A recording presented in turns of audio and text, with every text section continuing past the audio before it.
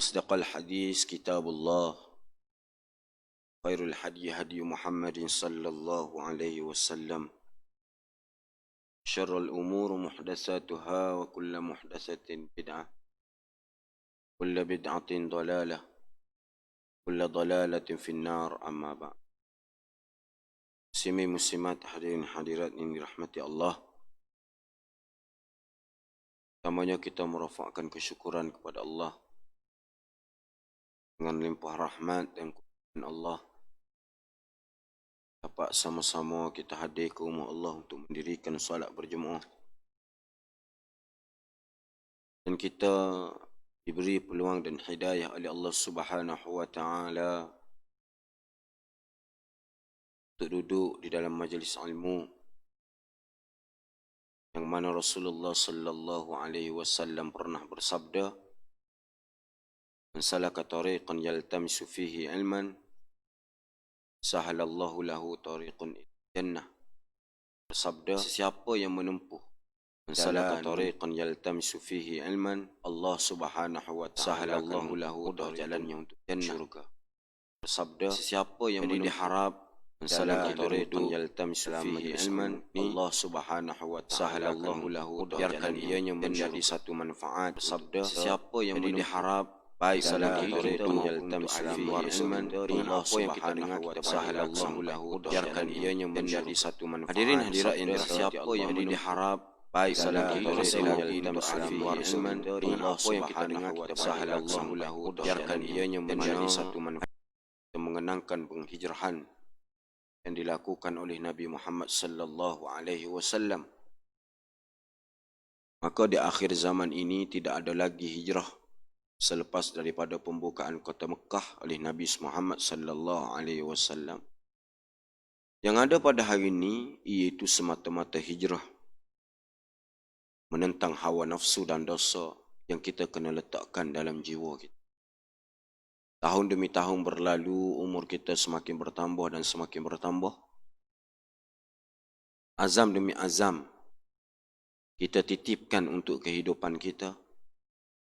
Maka dengan kedatangan tahun hijrah yang baru ini, diharapkan kita melihat ke depan dengan mempunyai azam yang baik, iaitu kita meletakkan improvement ataupun memperelokkan diri kita daripada apa yang kita telah lalui sebelum ini.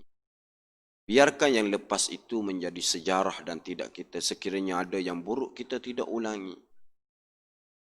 Mungkin ada yang terkurang kita tambahkan. Mungkin ada yang kurang baik kita perelok dan terbaikkan. Untuk apa? Untuk kebaikan dunia dan akhirat kita. Kerana kita ini kerana perlu hidup dalam keadaan yang sentiasa mengingati kematian, yang sentiasa mengingati hari akhirat yang menjadi tujuan kehidupan kita, baik diri hamba ataupun diri tuan-tuan, insya-Allah. Kita sambung bab pengajian kita pada malam ini. Pada 2 minggu yang lalu hamba telah membicarakan tentang tawakal, iaitu satu sifat yang perlu ada pada diri manusia, iaitu kebergantungan kita kepada Allah Subhanahu wa taala selepas daripada usaha-usaha yang kita lakukan. Dan tawakal ini merupakan hakikat yang berlaku dalam kehidupan kita yang sentiasa ianya berada di hadapan kita. Kerana setiap apa perkara yang kita lakukan, ianya tidak akan diizinkan Allah kecuali apa yang telah ditentukan oleh Allah. Sebab itu apabila kita berusaha,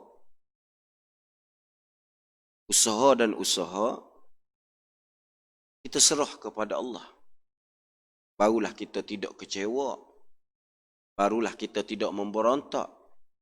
Kerana bagi orang yang dia ni terlalu mengharap dan bergantung kepada makhluk selain daripada Allah, mereka akan kecewa. Maka tidak ada tawakal dalam diri mereka. Bila ditimpa apa-apa musibah, takut, sedih, menangis. Menangis itu, kesedihan, kedukaan itu perkara yang lumrah dalam kehidupan kita manusia. Akan tetapi bila kita sebut kebergantungan kita kepada Allah, itulah hakikat yang sebenar. Apa yang berlaku itu semuanya ditentukan oleh Allah Subhanahu wa taala.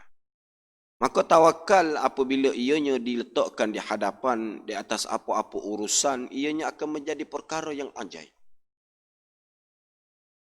Kerana kadang-kadang Allah Subhanahu wa taala memberi lebih baik apa yang kita idamkan. Kerana dikatakan tawakal itu ajaib. Kadang-kadang kita minta A, diharapkan mendapatkan A, tapi Allah Ta'ala mendatangkan sesuatu B yang lebih baik daripada A. Maka bertawakal. Itu merupakan satu sifat dan juga akidah kita orang Islam yang kena ada. Kerana bila kita membelakangi tawakal, akidah kita tidak cantik. Akidah kita tidak comel. Itulah sebab yang ada orang bunuh diri, ada orang yang mencederakan diri sendiri, ada orang yang memudaratkan diri sendiri. Kerana mereka tak ada tawakal. Maka bila kita bergerak di atas keimanan, kita tahu bahawasanya kita ini sentiasa diawasi oleh Allah, maka kita tidak akan menjerumuskan diri kita ke dalam lembuh-lembuh yang buruk yang memudaratkan apabila kita tidak menerima apa yang kita ingin. Maka pada malam ini kita nak bincang ataupun berkongsi pula tentang tajuk selepas tawakal melalui buku ringkasan Riyadhus Salihin ini, iaitu berkenaan dengan tanda cinta Allah kepada makhluk. Tanda cinta Allah kepada manusia, kepada hamba dia. Kerana di sana ada tanda-tanda yang kadang-kadang kita tidak memerhati. Kita hidup sekadar hidup, cari makan, bagi anak bini makan, cari harta. Jadi kita tidak perasan. Bila kita tidak bermuhasabah diri, bila kita tidak mensyukuri nikmat Allah Subhanahu wa taala yang diberikan kepada kita, kita tidak akan apa. Bahawasanya Allah itu mencurahkan kasih sayang dia kepada kita. Maka antara tanda-tanda cinta Allah kepada hambanya berdasarkan ayat Al-Quran, itu yang pertamanya Allah Subhanahu wa taala berfirman, "Qul in kuntum tuhibbunallah fattabi'uni yuhibbukumullah wa yaghfir lakum dhunubakum wallahu ghafurur rahim." Apa kata Allah? Katakanlah wahai Muhammad, Nabi, Allah Subhanahu wa taala minta Nabi. Minta Nabi kata, wahai Muhammad, katakanlah kepada mereka, jika kalian benar-benar mencintai Allah, maka ikutlah saya. Niscaya Allah mengasihi dan mengampuni dosa-dosa kalian. Dan ingatlah, Allah Maha Pengampun lagi Maha Merahmati. Para ulama berbincang yang mempunyai penafsiran-penafsiran yang berbeza dalam menafsirkan ayat ini. Walaupun pada erti hakikatnya yang sama. Ayat "Qul in kuntum tuhibbunallaha fattabi'uni yuhibbukumullah" ini, katanya Hasan Al-Basri, ayat ini menjadi manifestasi kepada cinta Allah melalui ikutan Nabi Muhammad sallallahu alaihi wasallam. Allah Subhanahu wa taala minta kata Nabi Muhammad, "Ya Muhammad, mu katakanlah kepada mereka tu, kita umat Nabi Muhammad, kalulah puakmu ni cinta kepada Allah, mu kena turut aku. Kerana yuhibbukumullah, orang yang paling Allah Ta'ala cinta ini siapa? Nabi Muhammad sallallahu alaihi wasallam." Maka kita tanya diri kita, tuan-tuan hadirin sekalian. Di dalam kita memanifestasikan cinta kita kepada Allah, sejauh manakah kehidupan kita ini kita terapkan kehidupan Rasulullah? Ini persoalannya. Ini tanda tanya yang kita kena letakkan dalam jiwa kita. Aku ni saya pada Allah. nak bertemu dengan Allah. Berzikir kerana nak Allah Ta'ala ni bagi pahala, cinta, nak tunjuk kecintaan kita. Berapakah sunnah yang ditunjukkan oleh Nabi yang kita amalkan sehari-hari. Sebab tambah sebut para ulama dalam menafsirkan ayat ini, makna yang umum hakikat, kita nak cinta pada Allah.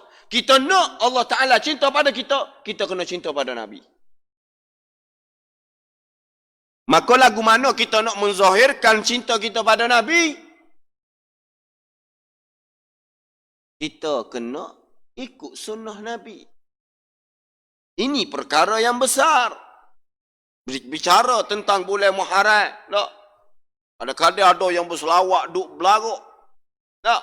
Nak menunjukkan hijrah Nabi, cinta pada hijrah Nabi, nak menunjukkan semangat pada hijrah Nabi. Khatib di masjid semaya Jumaat bercerita tentang hijrah Nabi. Dari segi praktis, teori semua boleh bercerita, teori semua boleh bercakap. Itu sunnah ini, cara ini, lagu ni. Pengamalan kita itu lebih penting. Sebab tu Nabi sebut, golongan yang beruntung, antara orang yang beruntung, ialah orang yang dia ni tak jumpa aku. Tapi bila dia tahu aku, dia amal cara aku, dia buat cara aku. Kita tak jumpa dengan Nabi kecuali akhirat esok-esok. Tapi bila kita cuba istiqamahkan, Nabi ni mari mengajar kita tentang agama, bukan tentang dunia. Sebab tu konsep Islam, kita ni kena faham. Nabi ni mari mengajarkan kita tentang agama. Kerana agama ini khas telah diberikan oleh Nabi. Tak ada dah Rasul lain. Islam, Nabi Muhammad. Maka Nabi lah orang satu-satunya yang membawa risalah Islam. Apa yang pernah ditunjukkan oleh Nabi, yang pernah dilakukan oleh para sahabat, yang diriwayatkan daripada kitab-kitab hadis yang sahih, walaupun perbuatan tersebut berbeza dengan cara kehidupan kita, kita tak boleh sesekali membelakangi apa sahaja perbuatan Nabi. Sebab itu kita kena meletakkan ketakutan. Sekiranya kita katakan kita ni melakukan ibadat yang menyelisihi sunnah, yang tidak pernah disebutkan oleh Nabi, ibadat siapa yang kita selisihkan? Ibadat Nabi.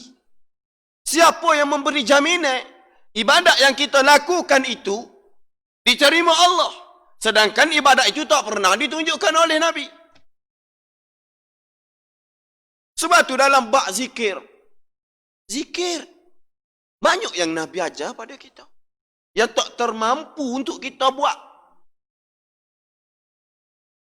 Zikir selepas solat sendiri pun kadang-kadang ada, kadang-kadang tak ada. Zikir pagi dan petang, solat sunat, kadang-kadang kita sendiri tak mampu buat. Tapi bila zaman ni berganti zaman berganti zaman, agama ni semakin baru. Pelbagai bentuk cara ibadat yang keluar. Ada lagu ni.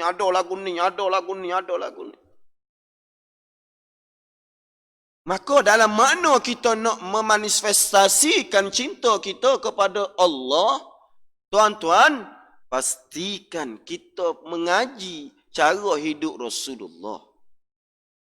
Itu tanda yang pertama. Kita nak Allah Ta'ala cinta kita, kita kena ikut orang yang Allah Ta'ala cinta. Baik. Al-Imam Al-Bukhari meriwayatkan daripada Abu Hurairah radhiyallahu anhu. Beliau berkata, qala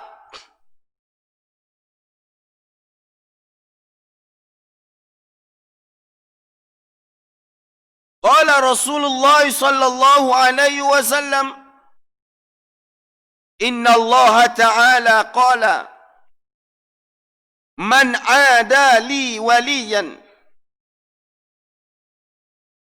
faqad adhantuhu bil harb wa ma taqarraba ilayya 'abdi bi syai'in ahabba ilayya mimma aftaradtu 'alayhi wa ma yazalu 'abdi yataqarrabu ilayya bin nawafil hatta uhibbah fa idza ahbabtuhu kuntu sam'ahu alladhi yasma'u bihi wa basarahu alladhi yubsiru bihi wa yadahu allati yabtishu biha wa rijlahu allati yamshi biha wa in sa'alani la'utiyannahu wa la in ista'adhani wa la in ista'adhani la'u'idhannahu. Yang mana maksudnya berbunyi Rasulullah sallallahu alaihi wasallam bersabda, sesungguhnya Allah Ta'ala telah berfirman, sesiapa yang memusuhi waliku, Allah, maka Allah iaitu aku mengisytiharkan perang kepadanya. Ini hadis kursi yang Allah Ta'ala sebut melalui bibir Nabi Muhammad sallallahu alaihi wasallam.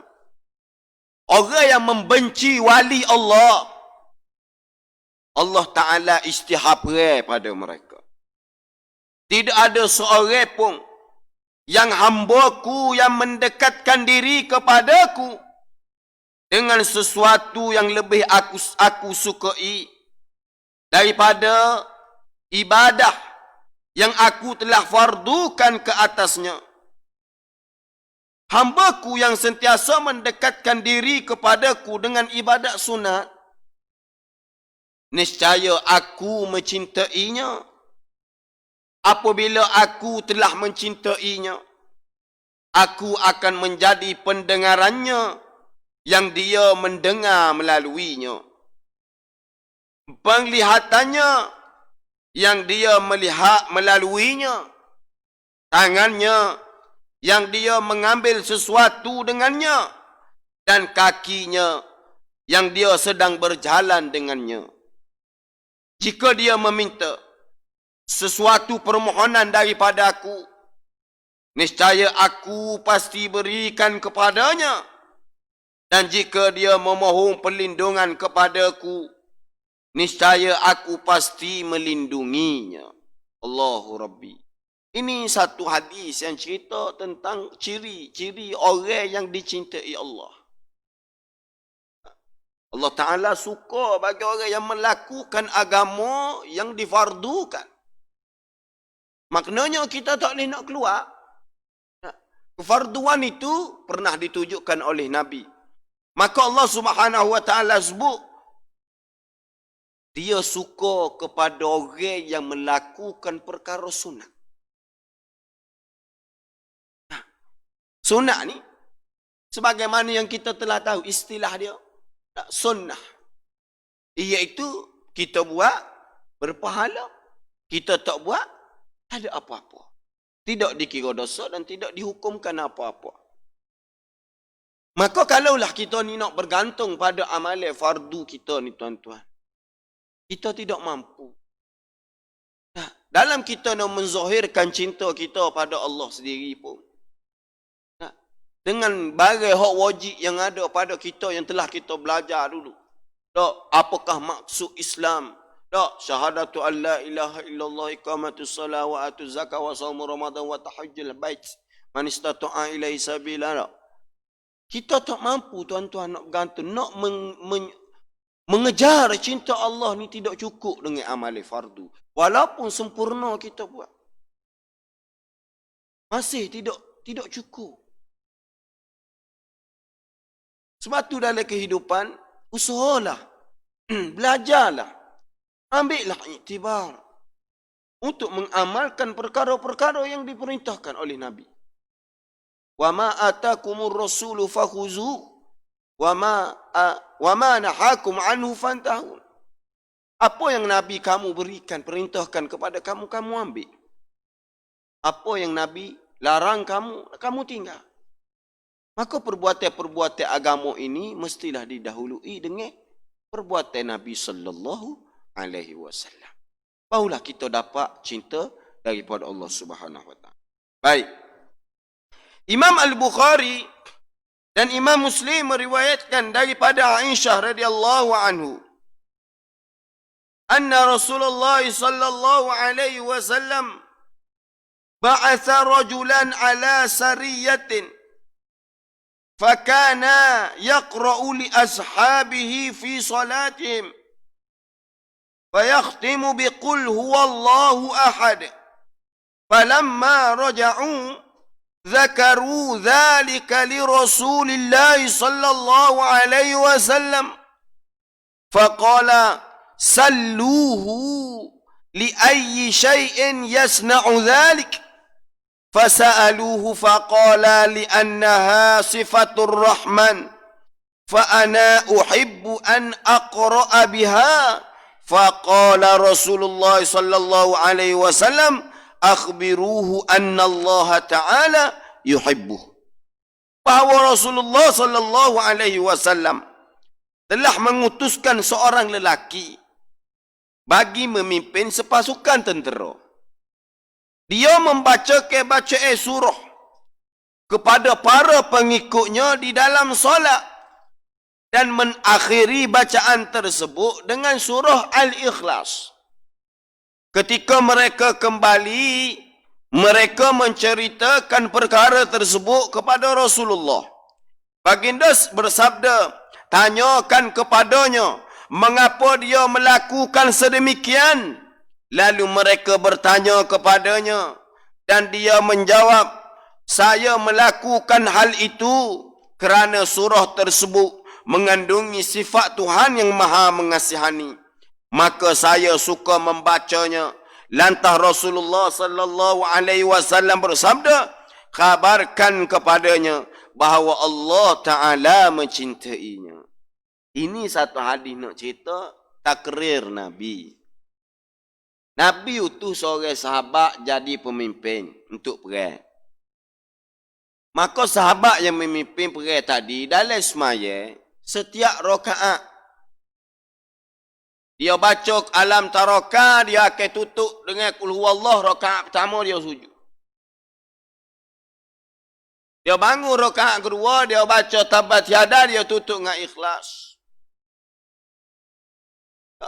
Dia sentiasa mengulangi surah Al-Ikhlas. Maka sahabat ni pelik lah. Bapa mu duk baca barang tula ni? Tak? Rakaat pertama baca inna a'tayna, rakaat kedua qul huwallah. Tak?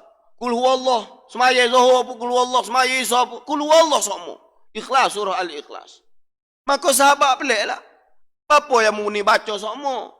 Maka balik jumpa Nabi. Balik jumpa Nabi dan bertanya cerita perihal ni kepada Nabi. Maka jawab Nabi kepada sahabat di hujung akhir ni, kerana sahabat yang selalu baca surah Ikhlas ni, kerana dia tahu makna. Dia tahu bahawa di dalam surah Al-Ikhlas ni mempunyai ayat-ayat membesar mengagungkan Allah. Maka dia cinta kepada ayat ni. Dia terlalu cinta. Ayat surah Al-Ikhlas ni terlalu besar dalam hati dia.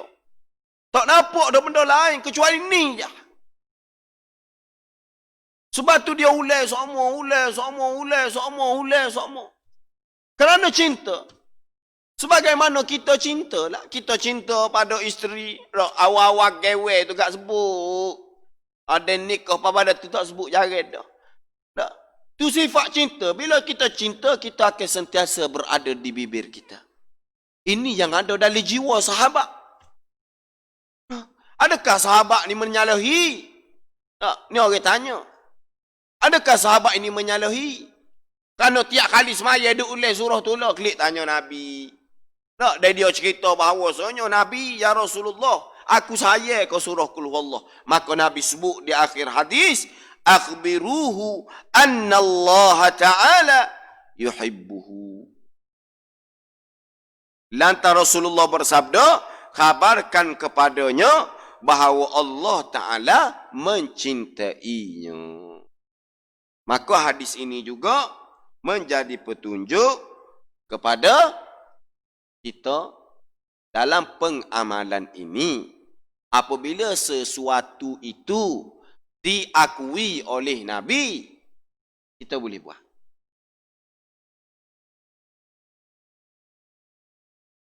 Setiap perbuatan agama ni, ibadat, semua ditunjukkan oleh Nabi lah. Bermula daripada bangun tidur, sampai kau nak tidur balik. Ada belakang, berjalan pergi ke masjid, baca doa kau ni. Tak, semaya sunat. Ada bacaan-bacaan yang disuruh oleh Nabi Muhammad sallallahu alaihi wasallam. Bacaan witir, rakaat witir. Semua tu Nabi sudah tunjuk secara sempurna. Nah, maka sekiranya ada yang bertanya, Ustaz, lagu mana dari segi bacaan yang mana tak pernah diamalkan oleh Nabi? Nah, adakah ini boleh? Tuan-tuan, dalam bab ni kita nak sebut seperkara iaitu sekiranya ada perbuatan yang pernah dibuat oleh sahabat tapi tak pernah dibuat oleh Nabi, tapi Nabi mengakuinya, maka ianya menjadi sunnah takririyah. Sebab tu sunnah ni gapo? Ma'adifu ila Nabi sallallahu alaihi wasallam min qaulin au fa'lin au takrir. Nabi tak makan dah bewok pasir. Tapi sahabat nak makan Nabi dia. Nabi suka. Nabi membenarkan ianya. Nah, Nabi membenarkan. Baik.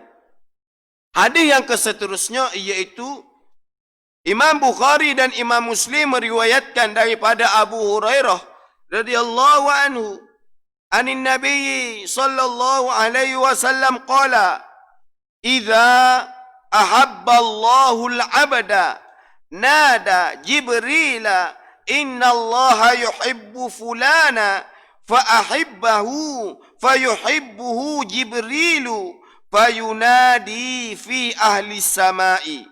Inna Allah yuhibbu fulana fa'ahibbuhu fayuhibbuhu ahlu samai thumma yuda'u lahul qabulu fil ardh."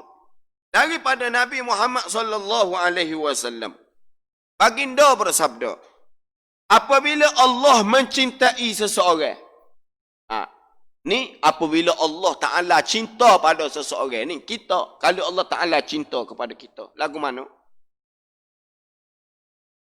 Dia akan menyeru kepada Jibril. Allah ni akan seru pada Jibril. Besar tuan-tuan. Tak kira siapa kaya miskin, kalau orang tu dia jaga hak Allah Ta'ala, dia buat ibadat, dia taat pada perintah Allah, yang menyebabkan Allah Ta'ala cinta pada dia. Tengok, Allah menyeru kepada Jibril, sesungguhnya Allah mencintai si fulan. Allah kata pada Jibril, maka cintailah dia. Allah Ta'ala cinta kepada Abdul Rahman, dia akan kata pada Jibril, ya Jibril, uhibbuhu Abdul Rahman, aku cinta kepada Abdul Rahman. Maka Allah Ta'ala perintahkan kepada Jibril untuk mencintai Abdul Rahman. Baik. Jibril pun mencintainya. Lalu Jibril pun menyeru kepada penduduk langit. Allah Ta'ala royak ke Jibril, Jibril pula royak ke penduduk langit. Sesungguhnya Allah mencintai si fulan, maka cintailah dia. Jibril royak ke penduduk langit supaya mencintai orang tersebut kerana Allah Ta'ala cinta pada dia. Baik.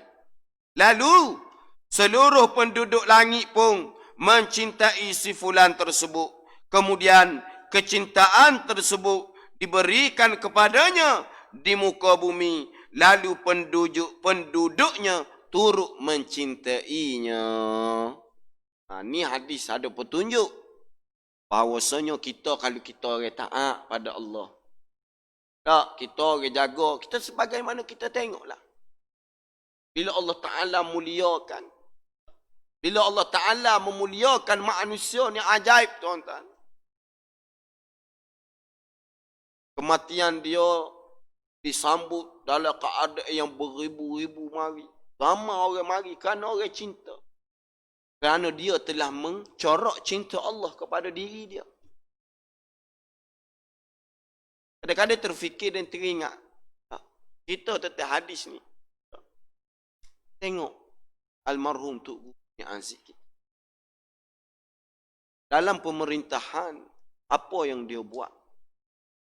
Dari segi ekonomi, dari segi kewangan, yang dia pernah cerita, yang kita tengok, dia tidak pernah nak bermewah-mewah walaupun menjadi menteri besar. Dari segi projek, dengar cerita orang mari tawar balok gitu, orang mari tawar peti juta-juta, dia tak ambil gitu-gitu. Duk mengajar, tak, ambo tak beranuk lagi duk mengajar dah media ilmu. Tak. Kita doakan supaya kita mendoakan Allah Ta'ala mencintai dia. Kerana apa? Kita tengoklah betapa manusia di atas muka bumi ni. Bila dia mati, lagu mana cinta? Ama tuan-tuan mari ke bumi dia. Itu melambangkan kemuliaan. Kalulah kita ni kaki nombor ekor, tak jadi lagu tu. Kalulah kita ni tak pernah menunjukkan akhlak yang baik pada orang. Duk alai kapung, buat orang menyupa sama kita. Duk alai kapung masjid, tak rajin pijak. Tak, kabar-kabar. Nak semaya mayak demo dah mari turut. Tak mulia. Tak mulia. Tak, kerana di atas muka bumi ni, Allah sudah tunjuk kemuliaan itu. Kalau kita ni orang yang mulia dengan Allah. Kita taat, kita jaga diri kita. Kita jaga hak Allah, kita jaga hak manusia. Manusia pasti memuliakan kita. Orang tak akan kecek, orang tak akan kata tuduh, orang akan puji, sentiasa puji. Orang akan sentiasa bercakap benda yang baik-baik. Allah Subhanahu Wa Taala tutup aib. Nah, tak ada apa yang dinampakkan. Kebaikan, kemuliaan itu nampak bila orang itu mula tak ada. Tak. Dihargai lagu mana ingatan kita, lagu mana menyambut yang kita sebut sebagai pengemumi dia, bumi dia. Tak. Baik. Hadis yang keseterusnya iaitu dalam riwayat Muslim. Qala Rasulullah sallallahu alaihi wasallam,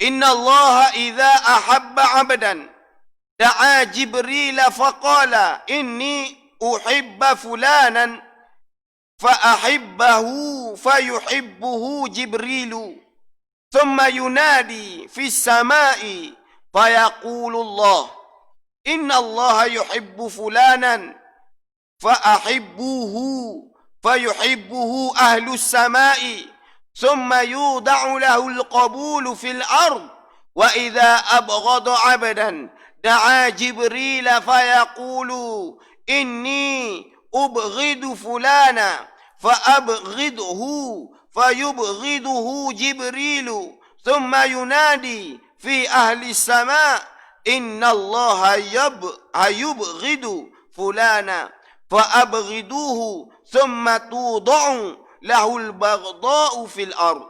Rasulullah sallallahu alaihi wasallam bersabda, sesungguhnya apabila Allah mencintai seorang hamba.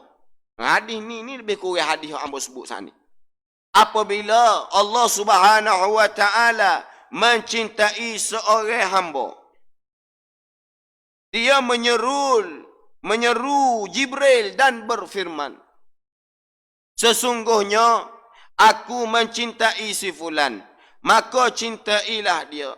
Jibril pun mencintainya. Kemudian dia menyeru penduduk langit, iaitu Jibril menyeru penduduk langit dengan berkata, sesungguhnya Allah telah mencintai si fulan, maka cintailah dia. Lalu seluruh penduduk langit pun mencintai si fulan tersebut. Kemudian kecintaan itu diletakkan di atas muka bumi. Lalu penduduknya turut mencintainya. apabila Allah murka terhadap seseorang hamba, dia menyeru kepada Jibril dan berfirman, sesungguhnya aku benci kepada si fulan, maka bencilah dia. Jibril pun membenci orang tersebut. Kemudian dia menyeru penduduk langit, sesungguhnya Allah Subhanahu wa taala membenci si fulan, maka bencilah dia. Kemudian kebencian itu diberikan kepadanya di muka bumi, lalu penduduk bumi turut membencinya. Allahu Rabbi. Jangan pernah mencetus kebencian Allah Subhanahu wa taala selama kita berada di muka bumi. Jangan pernah melakukan dosa yang besar dalam keadaan berterusan. Kita ni kebanyakan yang perkara yang berlaku, zuharul fasadu fil barri wal bahri bima kasabat aydin nas. Kerosakan yang berlaku di darat dan di laut ni, kerana kerosakan tangan-tangan manusia sendiri. Di atas kesilapan yang berlaku, yang pernah kita lakukan. Dosa-dosa yang dilakukan oleh manusia yang mengundang kemurkaan Allah. Bila Allah Ta'ala murka, tuan-tuan, tengok apa yang berlaku. Fitnah-fitnah terbuka. Maksiat terbuka. Maksiat tak ada halangan, mudah nak buat. Bala mudah mari. Tsunami-nya, puting beliungnya, gempa buminya, Allah Ta'ala nak menegur. Tengok hari ni masih lagi tak selesai COVID ni. Ini teguran daripada Allah Subhanahu wa taala yang kita kena ambil iktibar. Jangan pernah melakukan. Allah Subhanahu wa taala ni, dia bersifat maha. Dia suka kepada orang yang dia cinta kepada hamba. Pada hamba dia. Ada satu hadis yang disebutkan. Nabi SAW nak sebut betapa cintanya Allah kepada hamba ni. Dalam satu hadis disebut, tak kala Nabi Muhammad SAW berada bersama tawanan perang. Bersama tawanan perang. Maka bila berada di dalam tawanan perang ni, keadaan kelihatan kabut. Keadaan kelihatan kabut. Nabi SAW nampak seorang ibu. Yang mana dia ibu ni duduk cari anak. Kita ilang anak lagu mana rasa. Ibu yang masih menyusu anak tu. Anak dia hilang dalam masa perang lagu mana. Maka Nabi pun, apabila tawanan perang, perempuan tu bertemu dengan anak dia. Dia ambil anak dia terus, dia letak di kat ngopek dia. Maka Nabi SAW tanya sahabat, apakah kamu rasa wanita tersebut akan membuang anak dia? Adakah wanita tersebut akan meninggalkan anak dia? Maka sahabat jawab, tak mungkin kerana anak tu saya. Allah Ta'ala lebih daripada tu. Allah Ta'ala mencintai hamba dia melebihi ibu yang mencintai seorang anak. Dia masih duduk dalam susuan. Maka itulah ibarat yang disebut. Sebab tu di dalam kita nak mengenali tanda-tanda cinta Allah kepada kita, jangan pernah kita ambil mudah. Di atas diri kita yang kena sentiasa melakukan ketaatan. Berusahalah di tahun baru ni, kita meminimalkan perlakuan dosa dan maksiat. Jangan terlalu mudah nak melakukan dosa. Jangan terlalu mudah nak mencetus, nak ganggu hak orang. Kuranglah. Semaksimal mungkin kerana dosa hari ni terlalu mudah nak buat. Ustaz mula ada telefon ni, tak terlalu mudah. Tak kira orang tua, tak kira orang muda. Apa yang kemudahan yang Allah Ta'ala bagi pada kita, kita gunakan sebaiknya untuk agama. Kita gunakan sebaiknya untuk muhasabah, nasihat menasihati. Tak salah tuan-tuan. Kalau kita punya telefon, kalau kita punya sahabat di kedai, kita tegur, berbincang tentang agama. Maka di dalam kita membentuk kecintaan kita daripada Allah ini, Kita sendiri kena berusaha. Jangan harap ke orang lain. Tak akan mungkin orang lain boleh tolong kita untuk tolong cinta pada Allah. Kita dulu kena gerakkan diri kita. Sebab tu hamba sebut sama. Muhasabah diri ni penting. Kerana kita, bila kita muhasabah diri, kita akan fikir status kita dengan Allah. Apa yang kita buat untuk hari akhirat. Tak ada ke mana dah tuan-tuan. Mati tetap akan mati. Tak ada dah jalan lain. Maka persediaan untuk mati itulah yang kita kena usaha jadikan ianya sebaik mungkin. Fatazawwadu fa inna khairaz zadi taqwa.